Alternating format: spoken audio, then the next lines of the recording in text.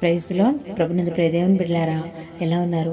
మీరు ప్రతి ఉదయకాల సమయం ముందు ప్రార్థన చేసుకుంటూ ఉన్నారని, మన కొరకు ఈరోజు దేవుని వాగ్దానాల ద్వారా ఆత్మీయంగా ఎంతగానో బలపడుతూ ఉన్నారని విశ్వసిస్తూ ఉన్నాము. మీ యొక్క ప్రార్థన అవసరతల కొరకు ప్రార్థన చేస్తూ ఉన్నాం ప్రియులారా. మరి యొక్క దినాన మనం పొందుకోబోతున్న వాగ్దానము లేఖన భాగం చదువుకుందాము. 118వ కీర్తన 13వ చరణము. యెహోవా నాకు సహాయం చేసెను.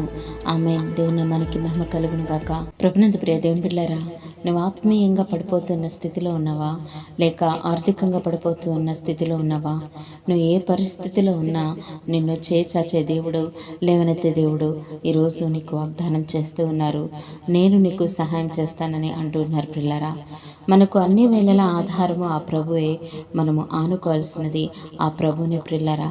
చూడండి, పేతురు భక్తుడు విశ్వాసం కోల్పోయి ఏ ఆధారము లేక నీటిలో మునిగిపోయే సమయాన ఆధారభూతుడైనటువంటి యేసయ్య పేతురును పైకి లేపాడు.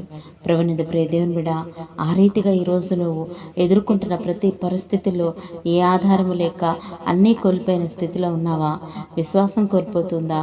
ఇదిగో ఈరోజు దేవాతి దేవుడు నీకు వాగ్దానం చేస్తూ ఉన్నాడు. నీకు ఆధారమై నీకు సహాయం చేయబోతున్నానని వాగ్దానం చేస్తూ ఉన్నాడు.